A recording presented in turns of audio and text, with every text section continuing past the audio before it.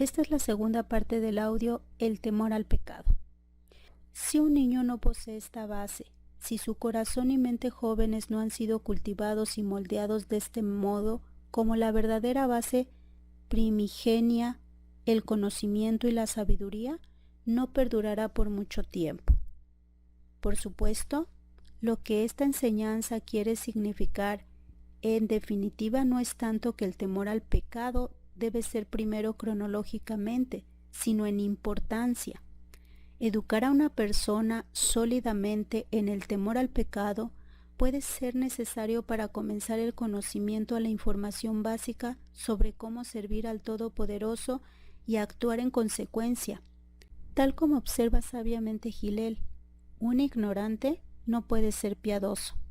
Al menos en un comienzo es necesaria una cierta dosis de sabiduría para adquirir temor al pecado y para vivir en gracia ante el Altísimo. Son imprescindibles tanto la sabiduría como el temor al pecado. El temor al pecado, empero, es fundamental. Debe construir la base de la fe religiosa. Se dice que 4 entraron en el jardín de las especulaciones místicas y metafísicas para obtener el conocimiento esotérico. El primero se quedó contemplando y murió. El segundo hizo lo mismo y enloqueció. El tercero cortó las plantas jóvenes y tiernas, y se tornó herético y hostil hacia su fe. Y el cuarto entró en paz y salió en paz. ¿Por qué el cuarto pudo resistir esas deslumbradoras enseñanzas? ¿Por medio de qué virtud o poder, si su mente ni su profunda fe fueron afectadas adversamente por el libro desequilibrante del esplendor místico? La respuesta se halla en la misma historia. El cuarto entró en paz y salió en paz, porque entró en paz con una base de piedad y reverencia inalterables como la roca, y porque sus intenciones originales eran puras y sanas, pudo salir en paz, con su fe inconmovible e intacta. Es decir, hace falta la sabiduría y el temor al pecado para que ninguna enseñanza mística, metafísica o de origen científica pueda hacernos morir espiritualmente, o enloquecer, o que ya no nos importe la fe que profesamos por la información que no podemos resistir. Por extensión, el estudio de la ciencia y la filosofía pueden resultar beneficiosos siempre que sea encarado con un sentido de temor al Señor y al pecado. Si entras Shalom, con paz interior, con una personalidad total e íntegra, puedes esperar emerger con tus creencias y convicciones íntegras y sin ser menoscabados. En verdad, tus estudios pueden profundizar tu conocimiento y conciencias religiosas. En Mishlep, el sabio rey Shlomo agrega otra idea a este principio. El comienzo de la sabiduría es el temor al Señor. La sabiduría, el conocimiento, la ciencia puede darnos explicaciones de fenómenos que ocurren actualmente. Puede formular en las leyes de la probabilidad ciertas relaciones constantes que parecen tener lugar entre los fenómenos. Pero la sabiduría de este tipo resulta de poco valor cuando tratamos de determinar orígenes, cuando preguntamos sobre el origen de las cosas y de la vida, incluso sobre el del átomo de hidrógeno. La ciencia es ciega e impotente. Ni ella ni la filosofía pueden responder a la pregunta: ¿por qué hay algo en vez de nada?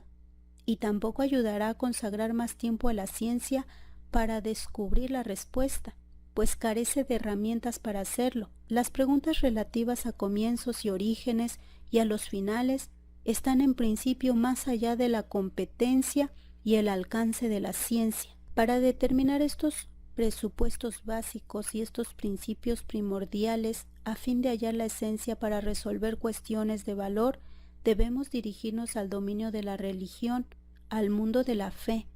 El comienzo de la sabiduría es el temor a Elohim. Primero debemos saber que en el principio creó Elohim los cielos y la tierra. a la luz de este principio magno y trascendente del hebraísmo que nuestra enseñanza declara tan gráficamente, encontramos un notable y adecuado diagnóstico de las enfermedades de la sociedad humana en la actualidad. Los avances sin precedentes de la ciencia y la tecnología no han sido acompañados por el correspondiente desarrollo de la conciencia religiosa y moral del hombre. La sabiduría, el conocimiento científico han provisto al hombre de nuevas armas infinitamente más devastadoras que cualquier otra conocida hasta hoy, con el objeto de ser utilizadas en la lucha por satisfacer su codicia básica, no atemperada por restricciones morales. Un pasaje fascinante que en cierto sentido anticipa todas las teorías básicas de la interpretación de la historia. En ninguna parte de la Biblia expone explícitamente las causas precisas que llevaron a Caín a asesinar a su hermano Hebel. Poco antes de describir el crimen, las Sagradas Escrituras relatan cómo el Todopoderoso aceptó la ofrenda de Hebel y rechazó la de Caín. En general se supone que fue la envidia la que impulsó a Caín a cometer el crimen. Pero una lectura más atenta del texto sugiere que una disputa específica precedió al asesinato. Algunos sabios ofrecen diferentes versiones de la naturaleza de la riña. En conclusión, podemos comprender que pueden existir muchas razones principales que mueven a los individuos y a naciones a cometer agresiones, incluso asesinatos. ¿Dónde está la sabiduría en estos casos? La ausencia del temor al pecado, la sabiduría e inteligencia son utilizadas para racionalizar los actos de violencia e injusticia y para probar que son supuestamente necesarios y justificados. Esto se aplica igualmente al área de las Aveirot, pecados y transgresiones. Si cometes un pecado y te arrepientes de corazón y luego utilizas el claro recuerdo de tu mala acción para evitar futuras acciones erróneas, el Todopoderoso olvidará tu pecado. Sin embargo, si pecas en la mañana y lo olvidas inmediatamente y en la tarde estás dispuesto y deseoso de pecar nuevamente, el Todopoderoso recordará todo eso. Y entonces, ay de ti. Shalom Beatzlaja.